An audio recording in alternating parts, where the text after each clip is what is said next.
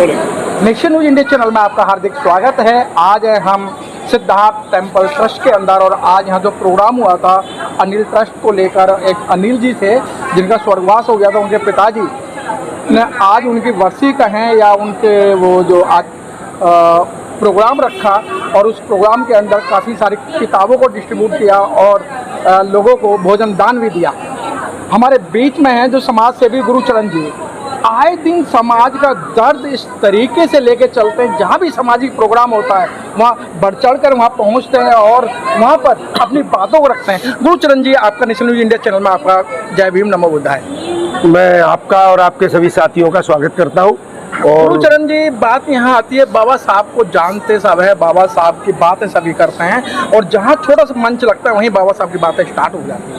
लेकिन मुझे देखने में आ रहा है कि देश को आज़ाद हुआ आज 75-76 साल हो गई, लेकिन बाबा साहब को जान सब रहे हैं लेकिन बाबा साहब की मान नहीं रहे हैं। बाबा साहब ने कहा था आप शिक्षा को पकड़ो और विद्यालय को पकड़ो, लेकिन कुछ लोग धार्मिक प्रवृत्ति में जा रहे हैं और बाबा साहब को वो बात नहीं मान रहे हैं। आपका क्या मानना है? मेरा कहना यह है कि बाबा साहब ने एक बात कही थी कि 13 अक्टूबर 1935 को जी बाबा साहब ने ये कहा था कि जिस धर्म के अंदर मुझे स्वाभिमान नहीं मिला, मैं किस धर्म में जन्म लूँ ये मेरे बस की बात नहीं थी, लेकिन मैं हिंदू होकर मरूंगा नहीं। उन्होंने इसके साथ मैं ये इसलिए ये बात कह रहा हूँ कि बाबा साहब ने ये कहा था कि हमारी गरीबी का मुख्य जो कारण है वो अछूत होना है, और हम अछूत क्यों बने उसका मुख्य कारण हिंदू होना है। जब तक हम हिंदू बने रहेंगे हमको स्वाभिमान नहीं मिलेगा, हमारा किसी भी प्रकार का समाज में, क्योंकि बाबा साहब ने कहा था कि जिस व्यक्ति का स्वाभिमान नहीं है वो मृत्यु पर है। मैं आज ये दावे के साथ कह सकता हूँ, हो सकता है कि मैं जो बात कह रहा हूँ, आप तो बहुत विद्वान हैं और जनता के बीच में जाते हैं, आप ये समाज की सेवा कर रहे हो, मैं जानता हूँ कि निस्वार्थ रूप से आप सेवा कर रहे हैं, उसका आपको पारितोषिक भी नहीं मिलता, क्योंकि ये मीडिया का काम, मैं जानता हूँ कि मीडिया का काम भी एक मिशन का हिस्सा है।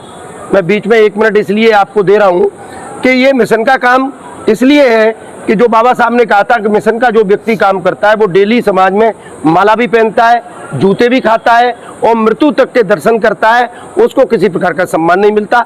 और मैं ये समझता हूँ कि मीडिया के जो भाई लोग आज जिस काम को कर रहे हैं वो बाबा साहब के आज से पिछले 80 साल पहले, 100 साल पहले अगर मैं जाऊँ तो मैं देखता हूं कि आज भी मीडिया में हमारे लोगों का किसी भी तरह का कोई सम्मान नहीं। गुरुचरण जी, बात वहीं निकल के आती है कि जिस तरीके से बाबा साहब ने बड़े पैमाने पर और अथक प्रयास करके 4-4 बच्चों की कुर्बानी दी, बगैर दवाई के कारण अपनी पत्नी को खोया जी, लेकिन जहां बाबा साहब ने एक चीज और कहा था कि मुझे आपके आगरा के अंदर ही कि 18 मार्च 1956 को आगरा में कहा था जी, मुझे पढ़े लिखे लोगों ने धोखा दिया। बिल्कुल सही है। और वो समय भी बीत गया, वो सदी भी बीत गई, लेकिन आज भी उसी तरीके के लोग लोगों को छल रहे हैं, कपट कर रहे हैं कि बाबा साहब के नाम पे बड़े बड़े मंच, बाबा साहब के बड़े बड़े ट्रस्ट बनाकर, लेकिन बाबा साहब की जो विचारधारा है वो नहीं पहुंच पा रही है। बाबा साहब ने इसके साथ 2 बात कही थी शिक्षा के लिए जी।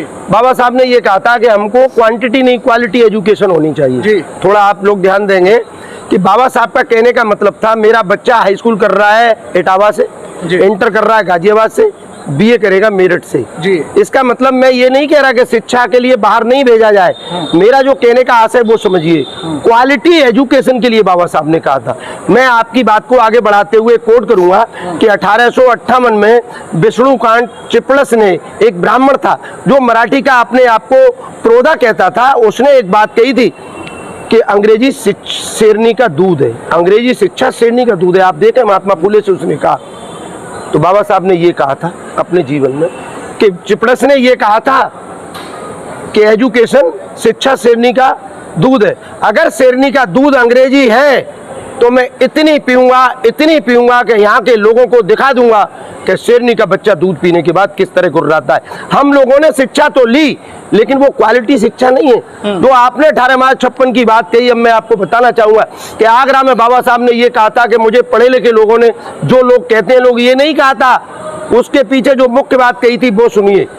ये कहा था, लेकिन जो बात कही थी उन्होंने ये कहा था कि मैंने 1953 में इस देश के अंदर जब पहला सिविल सेवा का बैच निकला तो पढ़ लिख कर लोगों को मैंने नौकरियां दिलवाई और 10,000 लोग दिल्ली में आज हमारे समाज की नौकरी करते हैं, SC ST के लोग। लेकिन मैं ये देख रहा हूं, आगरा में उनका भाषण था कि यहाँ एक क्लर्कों की पेटुओं की लाइन लग गई है। बाबा साहब ने लिखा है, आप जानते हैं, बाबा साहब ने ये कहा था कि शिक्षा तो हो लेकिन नौकरी में केवल क्लर्क तक सीमित मत रह जाना। बाबा साहब ने यह भी कहा था कि ये आरक्षण आपको केवल 10 साल के लिए है, जो आज अन्य समाज के लोग तथाकथित लोग कहते हैं, जबकि 10 साल का आरक्षण केवल राजनीतिक आरक्षण था।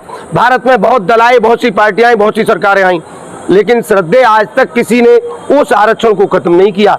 लेकिन जिस आरक्षण से हमारे लोगों ने रेप्टाइल पक्षी की तरह, रेंगने वाले पक्षी की तरह हमने रेंगना शुरू किया था, हम खड़े भी नहीं हो पाए, दौड़ना तो बहुत दूर की बात है, चल भी नहीं पाए, लेकिन रेंगते ही और हमको काट दिया गया। हमको लेकिन गुरुचरण जी, आप इस बात को नहीं मानते कि आप जैसे बुद्धिजीवी लोग, आप जैसे पढ़े लिखे लोग जिन्होंने नौकरी की, जो बाबा साहब ने आरक्षण दिलवाया था, वो आरक्षण का फायदा तो आप लोगों ने लिया ना। जो गांव में रहने वाले लोग थे, जो आपके भाई बहन थे या जो मजदूर तबके लोग थे, तो आपने तो उन्हें सहारा नहीं दिया ना सर। ये बिल्कुल सही कह रहे हैं आप, लेकिन इसके पीछे आप कभी ये बात क्यों नहीं कहते कि आरक्षण का सबसे ज्यादा 15(4) और 16(4) में जो लाभ मिला, लेकिन 330 से 335 आर्टिकल के अंतर्गत सबसे पहला लाभ यहाँ के नेताओं को मिला। इस बात को कोई भी मीडिया नहीं उठाता, कोई भी विद्वान नहीं उठाता। 330, 332, 333, 334, 35 तक पड़ जाइए। जिन लोगों को आरक्षण मिला, यहाँ के नेता MP बने, यहाँ के नेता MLA बने, राज्यपाल बने, राष्ट्रपति बने, बड़े बड़े पदों पर पहुंचे, लेकिन उन्होंने, भले MLC और राज्यसभा में आरक्षण नहीं है, लेकिन क्या उन्होंने इस जिम्मेदारी को समझा? मैं आपकी बात से सहमत हूं कि पढ़े लिखे लोग अगर इस जिम्मेदारी को समझते तो जिस तरह RSS के कार्यालय में हम रिटायर्ड, वो तथाकथित लोग रिटायर्ड होकर अपनी सेवाएं देते हैं, क्या हमारे IAS, IPS, ICS लोगों, जो IAS लोगों ने, IFS लोगों ने, IRS लोगों ने क्या अपनी जिम्मेदारी को समझा? नहीं समझा। जैसा अभी थोड़ी देर पहले एक सज्जन ने कहा था, अपने बच्चों के लिए मकान बनवाए, अपने लिए गाड़ियां खरीदी, अपने लिए लाइसेंस खरीदे, और मैं ये देखता हूं कि शुरू टाइप के लोग अपने मकान की दीवार पर खड़े होकर पत्नी के साथ में उस मकान की गगनचुंबी इमारत को देखते हैं, लेकिन आने वाला उनका भविष्य क्या होगा? हमारे लोगों को शिक्षा लेनी चाहिए कि मुलायम सिंह यादव के लोगों से जानना चाहिए कि यादव जाति के लोगों ने आगरा मंडल में 5 विश्वविद्यालय खड़े किए। हमारे लोग भी सांसद रहे, क्या उनकी ये ड्यूटी नहीं थी? IAS रहे, IPS रहे, जज बने, और जज बनने के बाद भी उन्होंने कभी इस तरफ नहीं सोचा। मैं अंतिम बात कहूंगा आपसे, फिर आप पूछिए। मैं ये कहना चाहूंगा कि हमारे लोग सरकारी नौकरी पर जाने के बाद, मंत्री और MLA MP बनने के बाद श्रीमान जी सबसे बड़ा भंडारा करते हैं, गंगा स्नान करते हैं, पूजा पाठ में ध्यान लगाते हैं। क्या उन्होंने बाबा साहब की इस बात को सुना कि जिस महामानव ने 1930 में काला राम मंदिर का आंदोलन चलाया, 10 साल वो आंदोलन चला, उनका सर तक फूट गया था। अगर एक व्यक्ति छाता नहीं लगाता अंग्रेज, तो उनको तो वहां पर जीवन नहीं होता, फिर हमारी क्या दशा होती? आप आज भी हमारे लोग उस मंदिर में घुसते हैं। जी, आप सही कह रहे हैं, हमारी दशा क्या होती अगर बाबा साहब नहीं होते तो हमारी दशा क्या होती? बहुत अच्छी बात कही जी। लेकिन सर, बात वहीं आती है कि एजुकेशन का जो स्तर था, और इस समय वर्तमान सरकार जो है जी, आपको कुछ देना नहीं चाह रही। बाबा साहब ने आपको जो दिया था, आपको नौकरी दी, आपको शिक्षा दी, और आपको अच्छे कपड़े पहनने सिखाया, अच्छा पानी पीना सिखाया जी। लेकिन अब वर्तमान सरकार जो है वो आपसे सारा छीन रही है।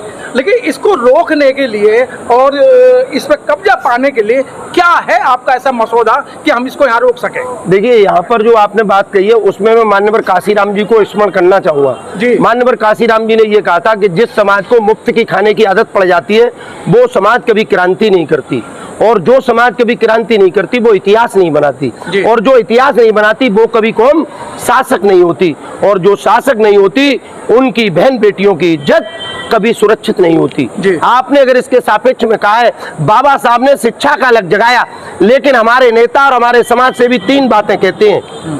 वो ये कहते हैं कि शिक्षित बनो। बाबा साहब ने कहा शिक्षित करो, संगठित करो, संघर्ष करो, लेकिन बाबा साहब ने ये नहीं कहा था कि रोड पे नंगे होकर आप निकल जाना और हाथों में लाठियां लेकर झगड़ा करना, ये नहीं कहा था। संघर्ष का मतलब था कि जब आप शिक्षित हो जाएंगे, हाईली क्वालिफाई हो जाएंगे, तो आप अपने अधिकारों को पेन की कलम से लड़ करके ले लेंगे। लेकिन गुरुचरण जी, बात वही आ रही है ना जी। मैं ग्रेट चमार, वही मैं कहना चाहता हूं जी। ग्रेट ये ग्रेट धनकर, मतलब बाबा साहब ये तो नहीं कह के गए। बाबा साहब ने 1942 में कहा, 1936 में कहा, और बाबा साहब ने कहा था कि हमारे विनाश का कारण जातियों पर गर्व करना होगा।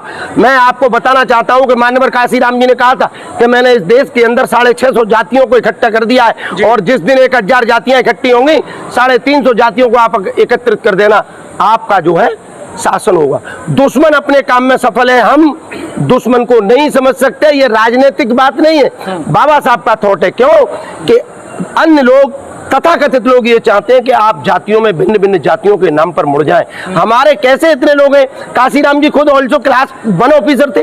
उन्होंने समाज के दर्द को देखकर 1965 में नौकरी को 64 में रिजाइन कर दिया, और 64 से लेकर 71 तक जिस पार्टी की 521 सीटें भारत में लोकसभा की होती थी, 520 पर दूसरा दल लड़ेगा और संगठित दल 1 सीट पर लड़ेगा। लेकिन उन्होंने कहा था कि जहां सम्मान नहीं है, बात वहीं आ जाती है।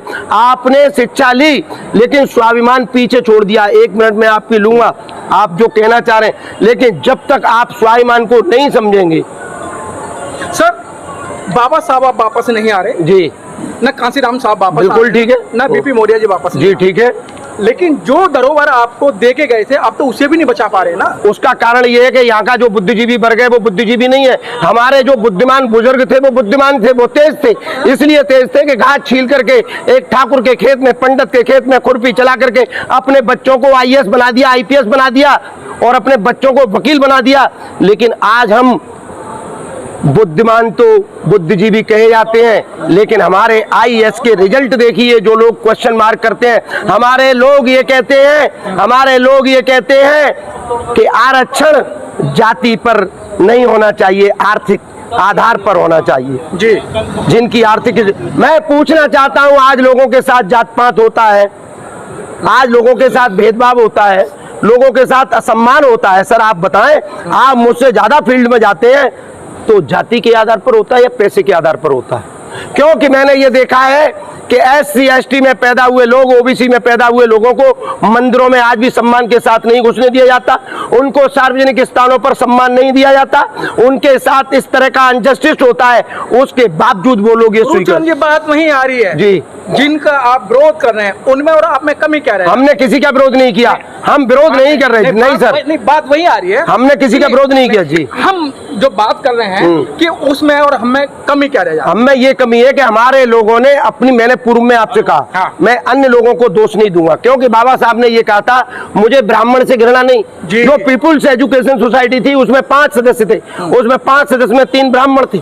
सहस्त्र बुद्धे नाम का व्यक्ति जिसने सम्मान के लिए और बाबा साहब के साथ महाड़ में जो आंदोलन किया, आप समझिए उन्होंने ब्राह्मण साथ होकर के वो काम किया।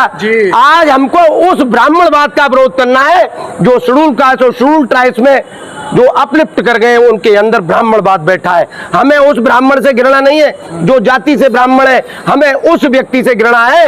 ऐसे लोगों का समाज को बाइकाट करना चाहिए। और आदरणीय पत्रकार महोदय, जब तक आप ऐसे लोगों को समाज में सम्मान देते रहे, मैं तो ये कहता हूं कि समाज में अगर कोई सम्मान की बात आती है और जिस व्यक्ति का समाज में कोई सामाजिक कार्य नहीं है, ऐसे व्यक्ति को किसी भी तरह का सम्मान नहीं देना चाहिए। बहुत अच्छी बात कि गुरुचरण जी ने जिस तरीके, गुरुचरण जी ने जो बोला बहुत अच्छे ढंग से बोला और विस्तार से बोला। ये बातें कौन बोल सकता है? आजकल का निष्कर्ष यही है, और मैं इतने दिन से पत्रकारिता कर रहा हूँ कि जो निस्वार्थ, जिसके अंदर कोई स्वार्थ नहीं होगा, जिसके अंदर कोई छल कपट नहीं होगा, वो ऐसे ही धारेगा।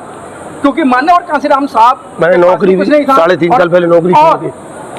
आप तो रेलवे के अंदर अधिकारी रहे और 3.5 साल बाद आपने नौकरी छोड़ दी, जो कि रिटायरमेंट पे आदमी आता है, बड़ा खुश होता है कि मैं ये करूँगा वो करूँगा। लेकिन गुरुचरण जी ऐसे शख्स हैं जिन्होंने 3 साल पहले नौकरी छोड़ी सिर्फ समाज के खातिर, कि समाज कैसे आगे बढ़ेगा।